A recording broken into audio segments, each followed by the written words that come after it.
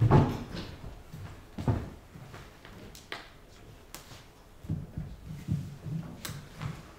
right, ladies and gentlemen, welcome back to the auditorium number 1. We are about to hear a very interesting alumni story from an alumni of the University of Oulu. And she came to Finland from all the way from China. I'm not sure which town in China. I'll tell later. All right, she'll tell you more in just a minute. And she has been developing her career here in Oulu for a while now, and she has done very well. She's the creative manager at Uros and the CEO at Hohot Consulting. And she will give us some info about the career myths that we've often been told, and she will tell us her career path. From all the way from China, from all the way from a classroom to a business office room. I present to you Zara Kukkamaa. Thank you. Thank you. We're not having many people, but well, it's informal story then. Just to tell you, I'm not a successful person. All these are just titles. I'm still like you, maybe a couple of years ahead. That's all that I have. So I think my story will be somehow connected to you because I've been here, I've been sending CVs, I've been taking lots of refusals myself. I've had hard time searching for jobs, so just sharing a little bit my story, so hopefully that it can inspire you at least tiny bit. Okay, little bit about myself. I come from China. I promised to tell you where I come from. So this is where I was born. It's really northern China, very close by Russia, really cold in winter, so Finnish winter, no problem for me. So I enjoy staying here in Finland, and climate itself is not an issue for me. When I was 14 years old, I moved to a little bit more southern coast of China, close by Shanghai. It's a town called Nantong. And then I had my college in a town called Suzhou. It's also a super large city in that area, lots of Finnish companies there as well. So I spent 9 years in that area, kind of a first time experiencing a tiny bit of cultural change, even though China is a whole country, but in different areas, really quite big changes in terms of culture and habits. And after my graduation for undergraduates, I moved here, all the way to Finland, and I started my full-time MBA studying in Oulu Business School. It was 1 year, very intensive study, focused on business administrations. So here is some pictures of my classmates. It was a very small group, and mostly everybody had quite a lot of work experience. I was youngest among the groups, so somehow felt a little bit insecure, but I worked my asses off, so I really accomplished the 1 year quite well. There were lots of challenges learning different aspects of business. Though it's less theoretical than most of the master degrees, no thesis for me, but still tons of lectures and readings. And at some point I was feeling like, are these really going to be useful? Because there were lots of memorizing. Are they going to be implied in my work later on? And it turns out after a few years of actual working, all those theories came back to me, all those frameworks I learned in terms of business management came back to me, and it became quite helpful. So 1 intensive year. After that, I was lucky enough to be introduced and worked at this company called Level Group Oulu. It's been bankrupt already, but at that time I spent 2 years there. Bankruptcy is quite common here in Oulu among technical firms. Anyway, at that point, the company had over 80 people, so quite well-functioned at that point company, and my task was more China business development related. So I'm showing you some photos of technical term, as you see many engineers. My tasks are basically two ways, China and Finland, so anything in between, that's my area. So this is an example of taking the colleagues and engineers visiting China, running different kinds of activities, exhibitions, meetings, exploring the business opportunities over there. And on the other hand, we also hosted Chinese visitors groups to Oulu. It was 2012 as a start. Not many business really related to China and Finland. So being able to work as one of the first people in this area, it gave me a little bit insights and some connections here in Oulu. So that was the start of my career. And while I was working for my first time job, I started to feel bored because it's just 8 hours a day and nothing else. And as a Chinese, I had this habit of working or studying or doing anything else in the evenings. So I found myself a side business, well, starting from cooking. So this is kind of a soup food. I participated quite a lot on the restaurant day. I'm not sure if any of you have heard about restaurant day. It's a day where when everybody can sell food without worrying about the business licenses or any laws or regulations or anything. You just sell food and enjoy food with other people. So I took this as an opportunity to test out this kind of food idea. So basically very Chinese or Asian style, a big box of soup and then boiled with different kinds of ingredients, and people can pick whatever they wanted. A very warm kind of food and very easy to take away for people. So the events went well. I managed to make some side money on my free time. So I decided why not just to put it into a proper business.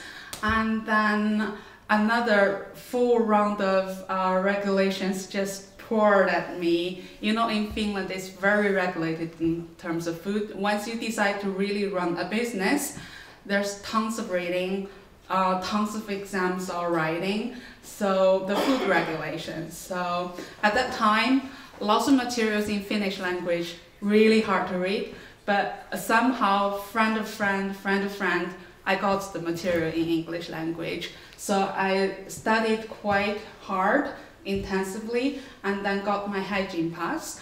And then if you are running a business in terms of food, you also have to write this kind of house plan, which is regulated by the Finnish Environment Office. Then again, tons of writing, and eventually by the end of 2014, I got the paper, yeah, I can do business in food now. And that was also the time when the first employer starting the process of bankruptcy. Luckily, I got something on the side. I could actually work full-time with it. So, starting from 2015, in the beginning of this year, I left the bankrupt company level group and then worked full-time. And that was the time when I felt so excited because everything's my own. I get to decide everything, and in the meanwhile very insecure because it's really I'm responsible for everything. I cannot just sit there and wait money to come in. And as an entrepreneur, if you're a food entrepreneur here in Finland, you don't get startup funding. So there's zero income from the government. Nobody supports you. You're on your own. But that was a decision I made, so I worked, again, really hard on it. I was running pop-up restaurants, going to different locations, and then participated different kinds of events. One example is a without event of students, and then tons of events in town. And then when there are some parties and business meetings, I was also hired to run this kind of catering service, because it's the kind of finger food anybody can just hold a cup and just eat like that, quite easy. So it was kind of popular in its own field, area of food niche. And one thing I also worked really hard was to get the name Hohot registered in EU. And keep in mind of this name, because though it's food business, it's called Hohot, this name actually lasts later on. In the meanwhile, when I was running food business, just being a pop-up restaurant, it was not enough to make a living. So I, as well, was working with local Chinese restaurants and bring this kind of Chinese lunch delivery to local people. So that was the time before Walt or food era, so there was no food delivery in town. So that was the time when we started the first lunch delivery, and it was especially about Chinese food, and it got us some income also, so was helpful with business. And at the same time, we were running this kind of monthly authentic Chinese food buffet event. We targeted at people who really know about Asian food, and make sure that they are the food are authentic enough to attract those certain people, and the price was quite reasonable for weekends. So the events themselves also got really popular. There were some twists of Korean food also. At some point, at one day event, we received like 400 eaters, so very popular, and also tons of feedback from the customers. It was good in terms of popularity in the food business, and it kept me busy really well for the 2 years, and some income. But to be honest, it was not enough to make a living. Though it seemed very nice, it was not enough. And working in, as one-person company, and it was kind of, you have 8 hours of sleep, sometimes less than 8 hours, and rest of the time you are working on your business. You have to take care of all areas of business: marketing, making food, preparing food, sales, management with other temporary workers, communication with the regulators, all sorts of things. You have to take care of all of them yourself. So day and night you're working, and it's still not enough to make a living. I ended up using my own savings. So that was my time of being a food entrepreneur. And in 2016 there was a breakthrough. I was offered a job in my current employer's place. This company is called Robroo. I was there when the company started developing their business in China, and I was very lucky to get in there. So once I was offered a full-time job, I understood food has to go away, otherwise there's no life. So at that point, I got my full-time job. I closed the food business.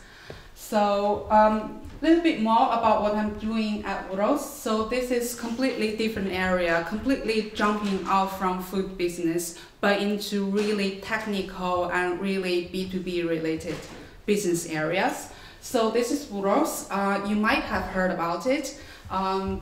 It's located in Oulu. It is one of the fastest growth company in Oulu as well as in Finland. And the company is specifically on IoT. You might find the name if you watch ice hockey games, because of the main sponsors for Oulu Galabat. So this is a picture of my colleagues. This is not all of the team, but you do find the feeling of the company culture over there. So this is a award that the company received last year from Kauppalehti, which is the main business newspaper in Finland, ranking it as #1 growth company. So the business grows really fast. Of course, it's not one person's job, it's the whole team's. But being in there, it kind of has taught me quite a lot. And I work in the marketing team. This is a slide giving you some ideas about what the company does. It's in IoT development, and especially divided in those areas, those vertical markets, how the IoT solutions can be applied in there. But if you're interested to learn more about it, feel free to check the website, uros.com. We do once a year, a couple times in a year, hire trainees from OAMC. So a little bit more about what I do. I'm in the marketing team. It's so small marketing team. We have 4 or 5 people. So basically everybody is taking care of quite a lot of areas. So my task, including some examples as graphic design, as participating in different kinds of events. This is an event for recruitment. Participating global award applications, and for the marketing purpose, it has won this award, that award, so it sounds professional.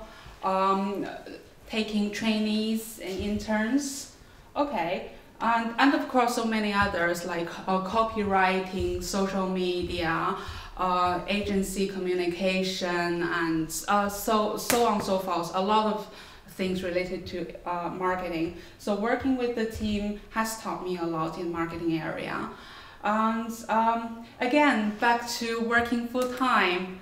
It gets boring again in the evening time. As I said, I'm so used to working in the evenings. So I was lucky enough to find a very interesting team here in Finland, very competent consultants.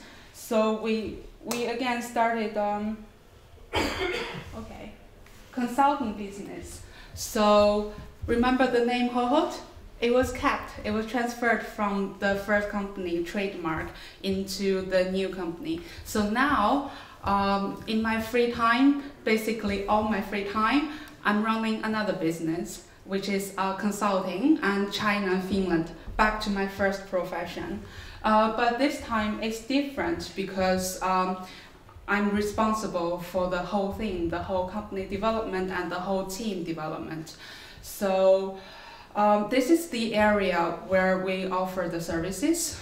So consulting services for Finnish companies when they're trying to enter Chinese market or make a success over there. And on the other side, we are also developing kind of themed tourism packages for Chinese people to travel here in Finland and receive education or doctoral kind of treatment. So that is what we do. This is a picture of the 3 founders of us. Then I'm just showing you a little bit about what we do as a side business. Basically, all the people in the team have their main job, and we're working part-time for this business. So you see the culture here is quite different from larger developed companies. So here, when you're working in your free time and you are really socializing in your free time, you become like, the colleagues become like friends, or sometimes really families. So just to show you some more pictures of what it's like. So this is a summer party we had, and then we also continued the summer party with lots of activities and exercising. This is a picture when we have one consultant in Shanghai. So this was a delegation group organized by Business Finland, and we were part of that group. This was a meeting with a client. So this Finnish girl on the right is also a Hohot consultant. So we participated tons of events inside Finland, outside Finland, in the field where we are offering consulting services. And this is when Gulliver Galiva, the local newspaper, article about us running the students' projects, the education tourism. And this is Oulu little Christmas party among the team. And we also sometimes hire some photographers just to take some so-called nice-looking professional pictures to use for marketing purposes. And yeah, so this is the team. Because all the consultants are located in so different places, and we have our own full-time work, so it's quite hard to gather everybody for one picture. So that's why you see in picture here and there this consultant and here the others out there, but still the core are there. And this is a picture when we were taken when the Chinese tour operators or travel agencies come to visit. So we were showing them what to offer here in Finland. And again, this is organized by Visit Finland. And this is an exhibition, travel exhibition in Shanghai. And this was arranged last year. We worked together with Business Oulu and Fingersoft and offering Chinese community to watch ice hockey game. Yeah, and this is another delegation group visiting Finnish schools. And these 3 people were our last year's interns. And the boy on the right-hand side, he stayed as our junior consultant after the internship. And this is again another conference in Shanghai, and here are some photos when we had Chinese students visiting here for short-term education. So basically they studied here in Finland for 1 week, and then we take them traveling around northern European countries for another 2 weeks. Yeah, this is a latest newspaper story on our insights on medical tourism. So basically, what's Chinese market like when people come here for treatments? And then again, this is the latest team meeting and the photo among the team. Okay, so that's a very brief briefing on what I've been doing in the last 6-7 years in developing my own career. As I said, I'm no success. I'm still working really hard just to get a little bit higher, but I'm nowhere successful yet. But things got easier now. It was so much difficult at the beginning, but with all those years and explorations, it gets easier, definitely. So I'm here just a couple of minutes sharing some of my personal feelings on some myths when I received as a student, and I believe as international students you receive those kind of statements once in a while. So just sharing my personal feeling on those myths. You don't have to agree with me, no, but just to give you my ideas. So one thing that we receive quite a lot, either you're an international student or just an international person here in Oulu, people tell you that you have to learn the Finnish language so you can find a job. Although this is somehow relevant, I don't completely agree with it. Of course, there are some professions you have to have the Finnish language as basic skill. For instance, if you want to be a doctor or work in the healthcare industry, you have to complete your education in Finnish language. That's the area where you have to have the Finnish language skills. But for me, as a business professional, or if you're somewhere IT or in other areas where English language is no way needed in your work daily life, then it's not needed that you have to learn Finnish language.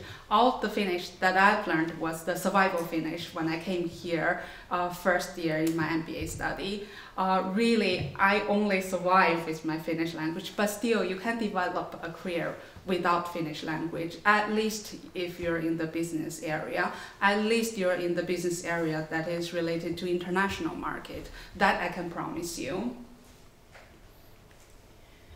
Another myth that we have quite often received is to develop these hardcore skills. What I mean by hardcore skills is IT, like you have to know coding in order to find some nice, easy job, or you have to know graphic design to find a job much more easily, or understanding a certain system for a certain industry area. I agree with that to some extent if that is the area that you want to go to. But my feeling, I'm the person without any hardcore skills. Of course, I know a little bit about graphic design, but I'm no way professional in graphic design. Still, nowadays when the technology develops so fast, so many things can be done by artificial intelligence or by computer.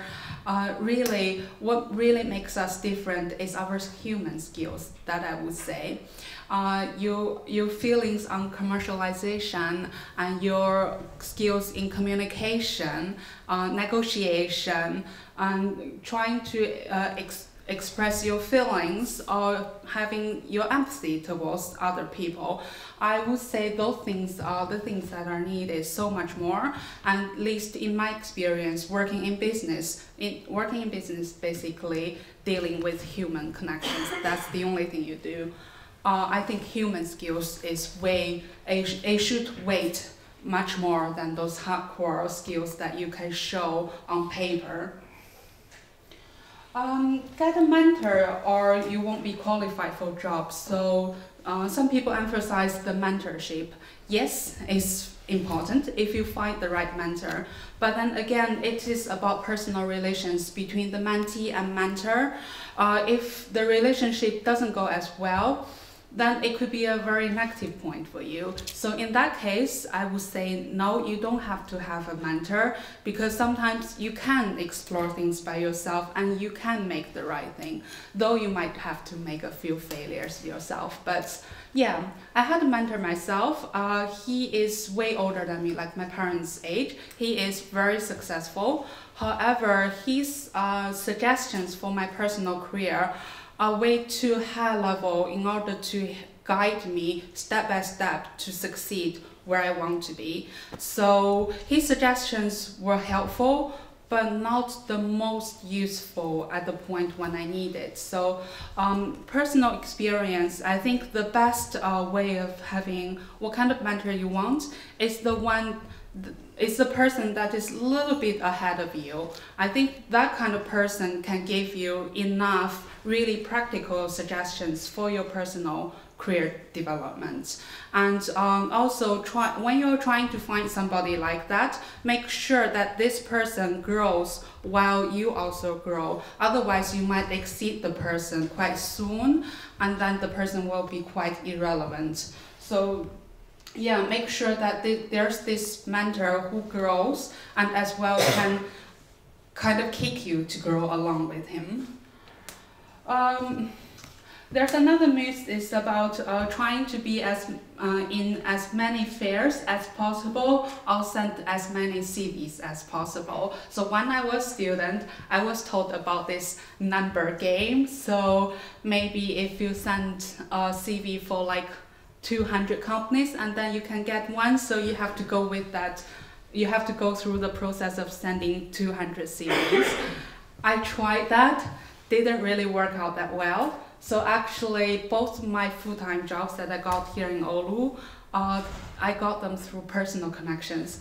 Neither of them came from the CV that I sent. So in my mind, knowing the right person who can introduce you the right job, that means so much more than sending CVs and going through weeks just to do that. And if you don't get a yes, you might also feel shitty about yourself, but it's really not your problem. It is just how it goes. So here in Finland, you need connections in order to enable basically anything in career or personal life. So it is the truth also in Asian culture and all around the world, I would say. So what can you do in order to find the right person so the person can support you career-wise. I would say it's again a number game. So be active at the events, networking events, be active on LinkedIn, trying to volunteer at different activities, and maybe also build yourself some business card and just to give out. And once you have that number ready, but still I think making connections is easier than sending CVs. So you will find, I'm sure you will find your right person to help you with that. And remember to ask what you want. Many people, they can help you, but they don't know what you want. Okay, another myth is about Finnish colleagues are quiet or distant. I think we have more Finnish here than Chinese, than international people here. So I'll be very quick.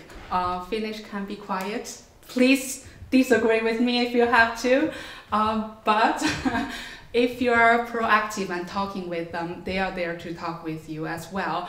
And if you can participate some after work or some company parties where there's tiny bit of alcohol involved, I'm sure you can make tons of friends.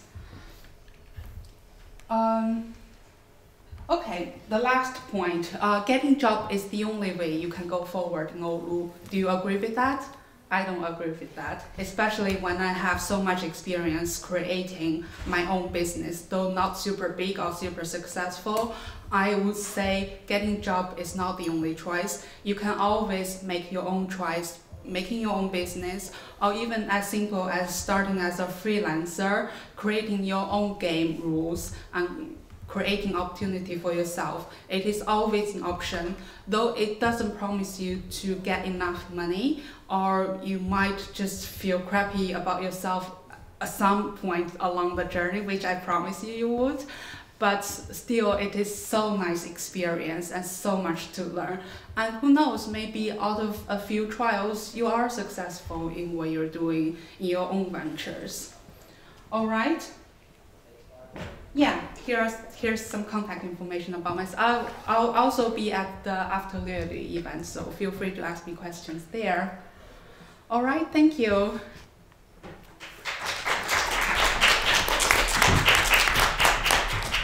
Thank you, Zara. And if you have any questions, but you're too afraid to ask, you can find Zara in the After Löyly. And there's going to be a tiny little bit of alcohol there too, I think. Okay, good to know. Some sparkling. But yes, on with the show. But before I introduce the next speaker, I want to refresh your memory. So After Löyly is going to happen at H2O, H2O in the city center. It's going to be starting at 6 and it's going to go on until 9 at least. And there's going to be some sparkling wine and there's going to be some little bites. Beware, if you take the olives, they might have a stone in them. Don't break your teeth. But the next speaker comes from all the way from England and from all the way in the back. There he is. He has lived in Finland for 30 years.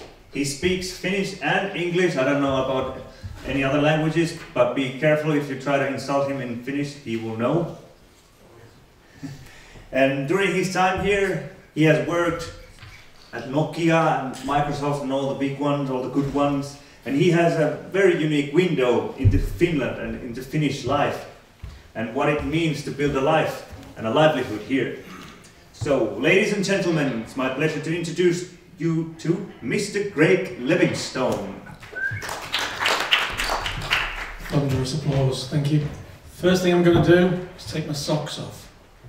Is that okay? Hang on a second. Okay, gentlemen? Excellent. Oh, that's better.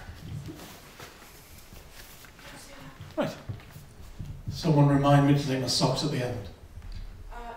Sun diat on siellä auki, kunhan sä vaihdat ne vaan siitä. Sorry. I don't understand a word she's saying. Oh. Close that. It seems I need IT support. Where? Close that one too. Oh, there. Oh, there. There. There. Luckily, I know how to use PowerPoint. Hello, everyone. Hello, Craig. hello people from the future. Hello. So this has been streamed and possibly even recorded. He nodded, and as we all know in Finland, nodding is a conversation. So, do you get the vastaus? So, firstly, thank you for being here. As we all know, it is the quality of the audience that matters, not the quantity. Handsome people. Now you're smiling, so that's a really good sign. So I'll tell you a few things. I'll tell you about me, the least interesting part of this.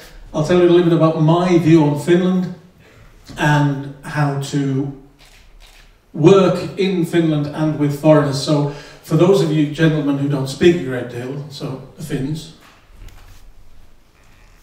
all right, this could even be useful for you. And then a few key takeaways. So first thing I'll say is the pictures are mainly mine. There's a couple that aren't mine, but they're mainly mine. The opinions are all mine. I will stand by anything I say. If you want to have a discussion, not a fight. If you want to have a discussion with me, I'm happy to do that. At the Löyly event. The Löyly, it can be. See, you know I speak Finnish now, so that's a problem. Anything I say, please do not be offended by anything I say. I speak English in a very specific way. I'd lived in Finland for a year, and I was told by my then boss, who was a Finn from Oulu, that my problem was I don't speak English like you speak English in Oulu. And I think that's a good thing, so that's okay. So if I say something you don't understand or you don't like, there's no offence intended. If I say something that doesn't apply to you, or you think it's obvious, then that's fine too. Sometimes it's good when people say things out loud, and I hate having my picture taken. So don't do it. And feel free to disagree. Okay? I have a face for radio, I'm not an attractive man. So who am I? So I'm 57, and that's a dinosaur, and that's me. So to most of the people who've spoken today or talked about startups or, you know, how great it is to network and, yeah, you know, that's not me. I'm 57. I'm at the other end of my career. Okay? I was young once. So in the top right-hand corner, I'm the fresh-faced one with no beard. I was a student. I have been a student. I was at university then in England, in a place called Sheffield. You know, full of hope. Look what happened. So, I was born in the northeast of England. I'm English. I've been resident in Finland since 1988. Who was born in 1988? Cool. Right. I came here for the first time on the 5th of July in 1987. Who was born on the 5th of July? Anyway, doesn't matter. During that time, I have mainly lived in Oulu, and as we all know, Oulu is the centre of the earth. As far as I'm concerned, the earth revolves around Oulu. Don't believe what people in Espoo or Helsinki tell you, they're wrong. I've lived in Helsinki as well. I choose to live in Oulu, I don't have to. I've had many opportunities to live all over the world if I've wanted to. I choose to live here, I don't have to. I'm dual citizenship. So as of 3 years ago, I became, I don't know if I'm half Finnish or full Finnish or whatever. And there's 3 reasons for that. Now, I am British, but I did apply for my citizenship before Brexit. Before the Brexit vote. The British are a very stupid group of people for voting the way they did, in my opinion, but you might disagree. But that's not why I applied for citizenship. Lived here a long time. I've been married for a long time. I wanted to show respect to my wife and my family. I treat this as my home. I don't treat this as, I'm not a foreigner really anymore here. General political shift in the world and in Europe in particular meant I wanted to make sure nobody could decide that I needed to go away. And also I wanted to vote. So I'd lived here a long time, I'd never voted. If you don't vote, don't complain. things aren't the way you want them to be, and you haven't voted, I don't care. Not interested. This is not a political rally, by the way, so you don't have to vote for me. But that's they're the 3 reasons I applied for citizenship. Finland, crazy place. Crazy people. The top, serious musicians who dress as animals. I've owned their CDs. I have children, the youngest of whom is 25. Got me upon me. Excellent. Taught me a lot about the Finnish language. Crazy guy on the right. Well, what can you say? Bubblehead. I mean, you know, Finland is full of people like that. But there are also things about Finland I don't understand. So, glass birds, New Zealand. I have never understood glass birds. When I moved here in the late 80s, everybody talked about them, wanted to give them to you, people collected them. I've never understood that. To be honest as well, I didn't drink tea. So I'm British, but I didn't drink tea and I didn't like football when I came here. 2 things that have changed. So I'm a big football fan now, strangely enough, due to my children playing football. And I drink tea, but I only drink tea because the Finns forced me. So every time, in 1988, 1989, when we went to visit somewhere,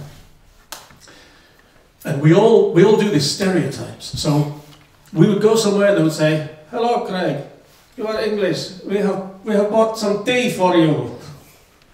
And I like coffee. So I'd be saying, in the beginning I started saying, no, I want, and my wife was kicking me. "No, we buy this special for you." So I drank the tea. So now I'm a big tea drinker as well. So coming to Finland can have a positive impact on you and on your understanding even of your own culture. I met the woman who became my wife, which is why I came back. Having been sent here initially as a software engineer, so Zara talked about not needing the hardcore skills, whatever the hard skills. I have them. I was a software engineer. I've been a software engineer since 1985. One way or another, I was sent to Rahe. Anybody from Rahe? Imagine you go to a country for the first time and they take you to Rahe. That was Finland to me when I first came here. I was an assembler programmer, so I did control systems in assembler, proper programming, not like you do today, C++, and well, I can do JavaScript and Java as well. And I became an immigrant in 1988, so I learned a new phrase yesterday, which I quite like, which is hidden immigrant. So, to the Finns, I look like you, I may even smell like you, but I'm an immigrant like anybody else. I could have lived anywhere through my career. We, as a family, we lived for 3.5 years back in the UK, which was useful because it meant that my children learned that I'm strange because I'm strange, not because I'm foreign. My children learned a little bit about me and my background, but we didn't want to stay there, we came back. So I came back to Finland in the year 2000, after 3.5 years on foreign, so I was on foreign service in the UK from Finland, which the English didn't like, but that's okay. So what have I done? I've worked for a number of small companies and a number of big companies. So I worked for Nokia for 24 years. So Nokia mobile phones, I want to be very clear about that. I worked for Nokia mobile phones for 24 years, on and off. So I left a few times. At the beginning, I was a subcontractor in 1990. And when I was a subcontractor, I worked for a very small company based in Rahe that had an office here, and our office had 2 people, me and a Finnish guy. And ironically, the person who took me on at Nokia in 1990 to be a subcontractor is the guy who's the main owner of Uros. So it's a very small place. Be careful who you insult, because they live quite close, they know where you live, and they may pop around at any time. So the actual founder of Uros was my boss for 6 years, and the guy who's now the CEO, or is he the CEO of the Hallituksen? I can't remember. So, and he's the first person who ever took me into Nokia. Small country, and I think as Zara said and a few other people have said, meeting people is the easiest way to find work. Having connections. It's a bit different in Britain. It's different in as much as Britain's got a lot of nepotism, so basically a lot of family connections and stuff like that. There is some of that in Finland as well, of course, but Finland's a lot better in many ways. And if you go out and you meet people, that's usually the best way to get work, or to get contacts to help you get work at least. So I worked in software engineering, mainly in Nokia. So I was one of the 2 vice presidents who took 2,000 people from Nokia to Accenture, which was very interesting. There was meant to be 5 of us, but 3 of them found jobs in Nokia, so I was too slow. I went to Accenture, and then I came back to Nokia after that, and then of course Microsoft bought Nokia's mobile phones division, and I was the head of Nokia and then Microsoft here in Oulu when we closed down the R&D centre. So I've seen a lot of good, and I've seen a lot of difficult. One of the key things for me when people are talking about jobs and career and things like that, it's for each of you, it's important for you what you decide to do. But I will say to you what I've said to a lot of people, which is when you decide on if you decide on a career, if you decide to work for people, who you work for is often more important than what you do. Because a good boss can turn a dream job into a nightmare, right? A bad boss can make it even worse. But if you have a good boss, they can really, you can grow, you can do things. So be very careful. Always be very careful about who you're working for. I have worked for usually quite good people. I've worked for some psychopaths. Right? And I can honestly tell you that no wage is worth it. Okay? I've done a lot of global roles. At one time I had, in one organisation at the same time, I had people in San Diego, Dallas, Boston in the US, Camberley in the UK, Copenhagen in Denmark, Bochum in Germany, 7 different places in Finland, Bangalore in India, Beijing in China, and Tokyo in Japan. I have travelled a lot. The wing and the engine, it's my picture. I spent a lot of time away from my children, which may have been a good thing, I don't know, but probably not. And I can honestly tell you that the key differentiator for a lot of things is culture. So it's about how you relate to people. And other cultures are no better or worse than yours, whether you're Finnish or British or American. You just have to understand the differences between people and accept some of them. And that's what I had to do. A lot of what I did when I was a manager or a vice president, whatever you want to call me, was I had to learn to get different people to work together. And I found it as hard to get people from Salo and Tampere and Oulu to work together as I did to get anybody from outside of Finland to work together. So even within Finland, it's not all the same. As well as these companies, GE Healthcare. I spent a couple of years after we closed down Microsoft here being the, what was the title? Executive Engineering Director in GE Healthcare in Helsinki, a small town on the southern coast of Finland. That was very interesting. Personally, it helped me understand that that the American way of managing things, or American corporations, are not necessarily the best places to work. I'm not a big fan of the culture that I saw. I mean, there's 330,000 people who work for GE, so it's not fair to say that it's all one thing.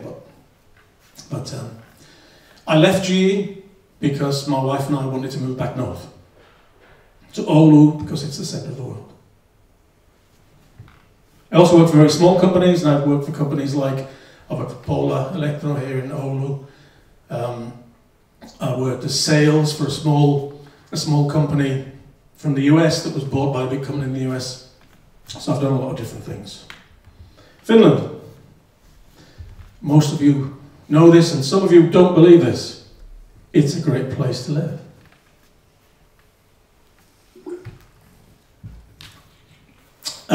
It's a very good society, very balanced, very fair. It suffers from the problem that everyone wants to complain about it all the time, Finns included, and I count myself as a Finn in there. But actually it's, if you spend time in many other places, you perhaps will start to understand what you've got here. It's a great place to work. The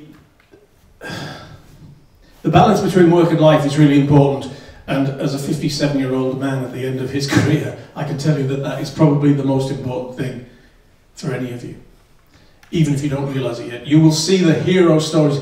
Please don't believe what you read in LinkedIn. Most of LinkedIn is personal branding bullshit by people who are just trying to sell themselves. There's very little of any sense in there anymore. It really is horrific.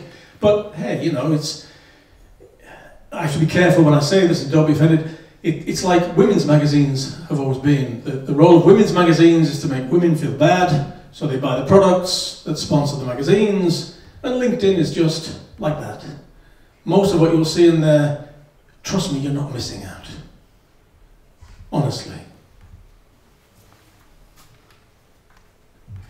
And the key thing is you've got to accept the culture and climate in Finland. We've got our first question. I have a quick question, like I was saying about LinkedIn. I would say that I agree totally when you say that it's 90% total bullshit. But the idea is that you can practice there. How you make good contacts. You can see easily how many reach. And then you can use those contacts for your promotion for it, like in Facebook or wherever. Yeah. You can test it easily. Yeah. That's fine. And everyone can decide for themselves if they want to use it, how they want to use it, do they want to promote bullshit, do they believe the 7 best ways to be emotionally intelligent with your partner on a Friday night, how to lead dogs, how to, you know, stand on your head. I mean, it's full of that crap. But don't forget that where you are is probably actually quite good. You're living in a clean democracy with good water, good air, jobs, support, and reasonable work-life balance. Honestly, I like it here. Key thing though is not to lose yourself, and that's an important thing I'll come back to. So, for those of you who are not Finnish, or even for those of you that are, so you've got to understand why you're here. Are you here because you want to be? You have to be? Do you think you're going to get something out of being here? How long for? And what do you want? I was listening to the panel thing that was on earlier on, and it's interesting how quite a lot of these discussions end up being somebody should do more for us. And Finland does a lot for us anyway. I mean, you know, the support that people get is not bad. The key thing is, what can you offer? So each of you, as a member of Finnish society, you know, what can you offer? And I don't mean in terms of necessarily money or even taxes, although please pay your taxes. They've paid for your education, and they shall pay for the next generations as well. But what can you offer? You know, what is it that makes you someone that should get a job somewhere? What is it that makes you? And it doesn't matter if you're Finnish, foreign, whatever. You know, we all trade on who and what we are. The key thing as well is, what are you willing to invest into living here? And I come to one of my favourites, which is of course the Finnish language, which most people will tell you, let me take a step back. People will often tell you that is the reason why they are excluded. Now, when I arrived in Finland, I didn't speak a word of Finnish. Having been here for 3 months as a foreigner, and by that I mean I worked for a foreign company who had sent me here temporarily to install a control system in a beautiful steelworks in a beautiful town just south. I didn't speak a word of the language, but I learned how to count from 1 to 10, but I couldn't remember the number 9. So it wasn't really that impressive. Could go 1, 2, 3, 4, 5, 6, 7, 8, something 10. And I could ask for 2 beers. And they were enough. I'd started by that, and people were, wow, he's trying at least. Then I went back home to my home, which was England, because I wasn't planning to live here. And it was, oh, you've learned some Finnish. Wow, that's great. The language is important, and you can't expect Finland to change for you. I had a book called 231 Finnish Verbs in all the cases, which is probably one of the 3 saddest books ever written. The first page says, most of the things in this book you can't use. But technically, you can write things like that. And then, and it's the second time I've done this, and I did it yesterday, top left-hand corner, the first Finnish word I ever learned. And I didn't even remember that I learned it. When I was about 9 or 10, from the Guinness Book of Records, was the Finnish word cyborg. Now, it's not a word I need to use very often. I very rarely say to my wife, darling, we need to go to the cyborg. But it's a palindrome, and it was in the Guinness Book of Records as being one of the longest palindromes. Excellent. Worth knowing these things. But the language is something that is often used as a, people see that as a barrier to entry, and it's just not true. Children can learn it, adults can learn it, but you've got to want to do that, and it's up to you. It's not up to people on the news or anyone else telling you you have to learn it. If you want to learn it, then you will. If you plan to stay here for longer than a year or 2 years, it will be of benefit to you. Because if you do have a family or just have a social life, then knowing some of the language at least is always going to be beneficial.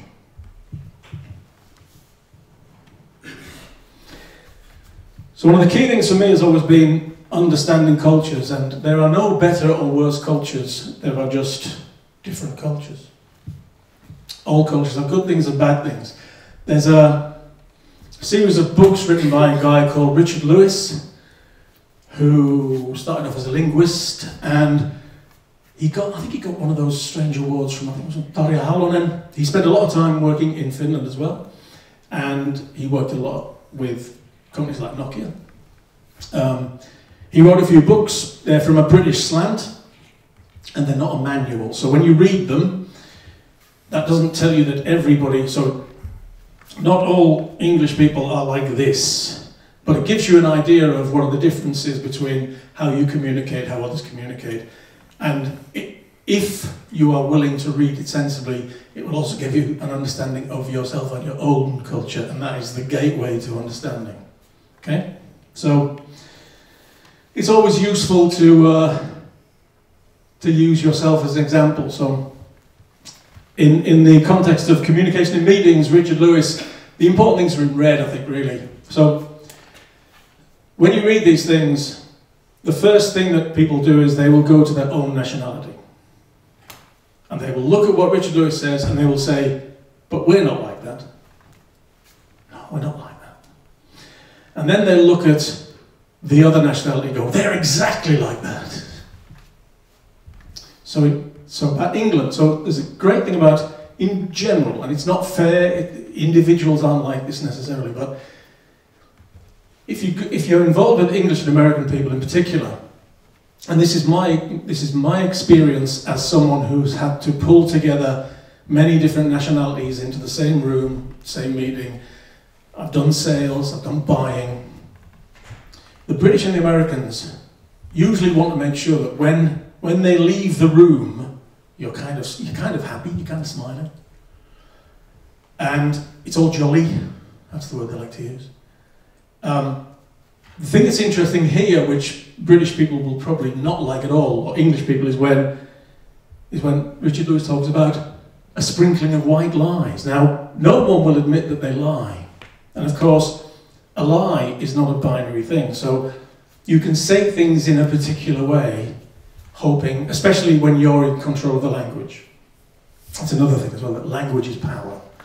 Always remember that. If you control two things, if you control the language and you control the minutes of the meeting, he or she who writes the minutes of the meeting controls the truth. Same in Russia, during the time of Stalin, and every single meeting I've ever been in. You control the truth. So, the British will, now white lies are bad lies, but you know. But then the Finns love silence, and I was an English teacher in the early 90s for about a year, and on the news at the time there was a lot about small talk, and all Finns wanted to understand small talk, and small talk is awful. And they said, "Craig, can you teach us small talk?" Okay. So I tried to do this, and I had about 9 different classes that I had to go through. And after about the 6th class, one young Finnish gentleman. Now the thing about small talk is this. Small talk is, of course, it's about the weather, how the children were across. But also, it's about making noise. So English, American people especially, lots of countries make noise. When you speak, when you're not thinking, ask me a question, I'll go, well, You Finns, usually you ask a Finn a question, they go, and a friend of mine from Lieto, which is near Salo, who is one of the smartest guys I know, he's an uber Finn. So when you ask this guy, Timo, you ask him a question, he always needs 4 seconds. It takes 4 seconds to answer any question. What time is it? Now, no English person I have ever met, or American person, can wait 4 seconds for an answer. So they'll always go, whoa. So when Timo's trying to answer, they'll have jumped on top of him already. Finns like silence. And the problem I have when I talk to a lot of non-Finnish people in Finland is they'll always say, oh, but they don't answer. They don't answer. They don't say, you know, so I say, so I do something and they don't say, that was great. One English language word that should be banned is the word awesome. Because I hate that. So many non-Finns they like to get some kind of feedback. They like to get some validation that they are adding to your life. But of course, Finns like silence, and Finns also like to tell the truth. Now, again, you've got to be careful, because there is a new breed of what in the early 90s we used to call Euro Finns, but now I suppose we would call global Finns or entrepreneur Finns or startup Finns, who are so international that they're not like this at all. But on a macro scale, Finland is still very much like this. People tend to answer quite directly. And some people can't handle that, some people can. The thing is that you just have to get used to it, just the way it is. Lewis goes on to show the difference in how this communication works. And again, I just picked Finland and Britain, because, or Finland, actually England, because the claim is that the Scots and the Irish are a bit different. But, you know, 5 minutes small talk, bit of this, that and the other, nice, bit of a chat, oh yeah. You know, no sense. The beauty of this is, and at the end, people don't want to agree anything. You think you've agreed something with them, but they will be walking out the door saying, well, you know, we'll come back to that next time. Be very careful when you're dealing with the British. Okay? You might think you've agreed something, and you might find out you haven't. Be very, very careful. Whereas Finns, and if you don't, Finnish men, Finnish women, if you don't like this, tough shit, because it's true.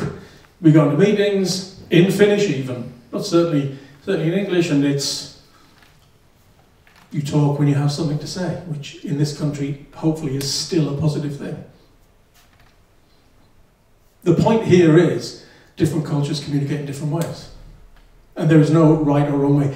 If I have to hear one more foreigner, and now I'm being a foreigner, tell me that the trouble with the Finns is, I shall ask them to leave the country.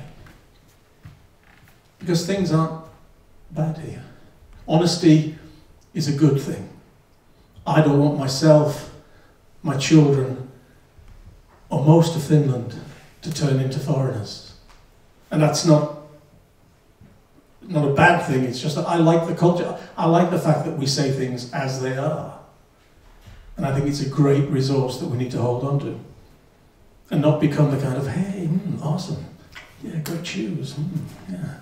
Somebody once said to me in a meeting, an American guy, he came up to me, he was trying to sell me something. We'd had difficult negotiations over a few months. We met in a place in London. And he came up to me and he punched me on the arm and said, hey, you look ripped. And I thought, this guy is an idiot. I will never buy anything from him. He thought, of course, that he was paying me a compliment. Probably thought I wanted to run a marathon. I don't want to run a marathon. I like sitting down. I like playing guitar. I don't want to run marathons. Running a marathon would not make me a better person. Okay? It will damage my knees even further. I don't want that. So, there are books. If you want to learn how to understand Finns or other people from Tampere or Salo, places I've spent a lot of time. So there are books written by this guy. They are still available. I have both of them. Somebody asked me a question yesterday, did I read them? Did I use them? Yes, I did. What I didn't do was go, now I know everything about the Swedes. Although I think the one about the Swedes is quite, I'm not going to show it to you, you've got to find it yourself. But I thought it was quite accurate. But I have met Swedes who are quite direct as well. Diskutera is not the only way, but it is the general way. I spent a lot of time with the Danes. I don't want to talk about the Danes. So, key thing, don't overgeneralize in terms of culture. Though it helps to understand the generalizations of other cultures in business and in getting jobs, you've got to be very, very careful, because everyone is an individual. So you can't, just because you know something about Finnishness, doesn't mean you understand every Finn. And social media, so I'm an old man, dinosaur. When I arrived in Finland, the internet didn't exist as it does today. There was no, if I say Facebook, it makes me sound old. So there is no Facebook, there was no Instagram. When I wanted to meet people, bye Jarmo, I've obviously bored one of you. I know where you live. So when I came here, when I wanted to meet people, I had to do something on paper. I put an advert in Rauhala, I put an advert in the local music shop looking for people. Do you want an Englishman to join your band? Some people called me, called my wife. I met them, they were very strange, but we had a good time. And then gradually I met more people and I got jobs. But the thing is that things are changing quickly due to whatever online social media channel you use. We've got to remember real life changes more slowly. So regardless of, I had a conversation with a young person today. Once a week I try and talk to a young person. And we were talking about emojis, and the thing is that people understand them differently. And people don't know how to use them. And, real life in the shop in Järli, anyone from Järli? I've got to be very careful, anyone from Järli? Anyway, it's not all awesome, and it's not all, understanding what's online. Culture does change more slowly. There's a big thing about personal branding at the moment, which is a pet hate of mine, which is that you go onto LinkedIn or Instagram or wherever else. I'm not on Instagram, by the way, you won't find me. And people are saying, hey, I'm this. But actually, that's just personal marketing. And it's more important to have a good reputation than to be a good personal marketer. Obviously, you know, you want to sell yourself, you want to make connections again through LinkedIn. If you want to do that, that's fine, that's up to you. But nothing beats having a good reputation, because most sensible jobs, and actually this was once said by the TE-keskus when we had them into Microsoft in Peltola.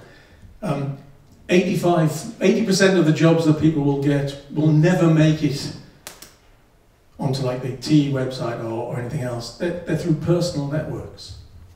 So personal networking is important. You've got to be careful not to get lost in the noise, but for God's sake, don't try and be something that you're not. Okay? And in this country, silence and what people say are the important communication things. So it's what people say, not how they say it. My friend Timo, who takes a while, is one of the cleverest people I know in the world. Technically, he is one of the cleverest people I know. I can always rely on him to solve problems. American and English people have a problem because their initial reaction is, "Who is this guy?" You know. And on a phone conference, 4 seconds of silence on a phone conference is an eternity. You know, British people are 4 seconds. So there's something called the rule of 3. So everything has to be in groups of 3. But the problem is that I had 5, so it's 3 plus 1 plus 1. So for anyone who's planning to live here, or any of you who are planning to live anywhere else, be yourself. And that's really important. There are books on so-called, if you want the jargon that is spoken in the industry, it's emotional intelligence, it's particularly authenticity. But honestly, you are probably good enough. You do not have to change. The things you bring from your culture can add. But the second point, be aware of your surroundings. The thing is that the environment you're in means you can't expect everybody else around you to just change because you're there. It's the age of outrage, it's the age of the individual. Everybody believes that they should be accepted for what they are, and that's fine. But you can't go into every situation and think that the Finns are going to change to be what I need. And a key thing, and it's a return on investment issue. So it's up to you. If you want to learn the language, learn the language. If you don't, don't. But if you don't learn the language, most people say, what was the point? I was only going to be here for like a year, 2 years, 3. What was the point? Many of those people end up being here for a lot longer than that. Some of them never leave. I decided very early on, I wanted to know what you people were saying about me. I'm paranoid. So, learn the language. And the other thing, which is really important through all of this, I've talked about generalizations and whatever, and especially when people say, but we're not like that. Well, you are probably not the best judge of what you are. You are a judge of what you aspire to be, and you have an opinion of what you think you are. That is not necessarily how people see you. Listen. Take feedback. Not all feedback has to happen in the Nakkikioski at 4 o'clock in the morning. It's useful to be able to give feedback during the day as well. But it's important. At my age, I have had lots of feedback. I've worked in the commercial sector, I've worked in the public sector, I was a teacher in Oulu University, a job I will never do again. Feedback's the best thing you can get. And the last thing is, take what you do seriously, but not yourself. Okay? It's really important. I spent so much time with people who are trapped by their ego of wanting to be something, you know, their title, the lease car that they had until the company closed down and made them redundant and they had to take the lease car back. You know, don't let those things be important to you. Be yourself. Thank you. Anybody? No clapping. No, this is Finland. Now I'm going to ask anyone if they want to do questions, but as a teacher I learned that usually there isn't anyone. We have a winner today, someone who wants to ask a question, which is, someone needs to mark this down. Anybody else want to ask questions? Okay, good. Please. Yeah, I was asking, where can you now get feedback? Because we don't have any of those Nokias where you can ask feedback. Because we had that in same place now as Nokia cafeteria. It was the last one where you could have a nice feedback. Where you get it now? Feedback doesn't have to happen in public, and it's never usually very good to happen in a place where alcohol's been sold. Saunas are one thing, but in a work setting, there's always people who will and should give you feedback. A lot of people try to avoid it, but the key thing is give it and take it and learn from it. And if someone says you could do something better, don't think about why they're saying this to me. They're an idiot. Just think, oh, is there something I can learn? I've been analysed 15 times by multinational organisations, who do executive analysis stuff. But to be honest, the best insights into my life were given to me by close friends. One guy said to me, "What I like about you, Craig, the thing about you is I can put up with you 95% of the time." So of course, what I did was think, only 95? What about the other 5? And he said to me, I can only put up with most people 50% of the time. So we tend to focus on the negative. Try and think about what people mean and not always take it badly. And by the way, the rise and fall of Nokia is not all my fault, by the way. So, thank you very much.